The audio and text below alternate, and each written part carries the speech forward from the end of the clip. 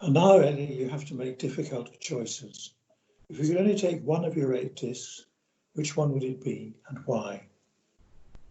It would be, this is a difficult question actually. I think it would be the clarinet concerto, Mozart.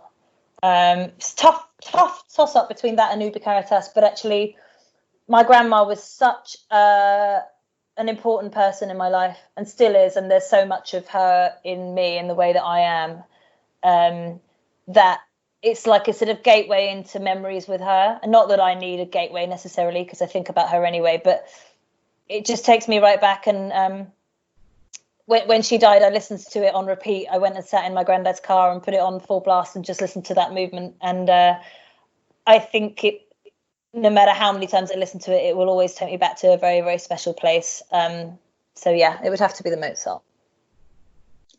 And you can take one book. There's a book called, I mean, I feel like lots of people would say sort of very highbrow classics or whatever, but this is a book that I love. I only read it in the last few years. It's called Eleanor Elephant is Completely Fine.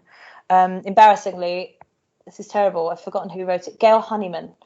I think It's Gail Honeyman. It's bad when you forget the author. And it was her debut, and it's such a charming book. It's about loneliness, but it's also about friendship, and it's about somebody that's having a bit of hard time in the world making human connections, doesn't quite understand the world of human connections, but as the book goes on, she learns more and more about it, and it's a lovely tale of human kindness and compassion and love, really.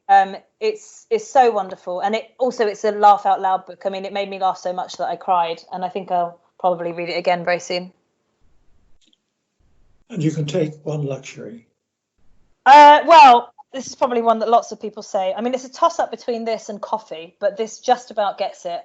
Just for my sanity, I'd take paper and pens, because if I were on my own and I couldn't have my Spotify Premium membership, which is what I would love to take, I think writing would be a way for me to sort of stay sane, really, and somehow express my thoughts, even if there was no one to hear them.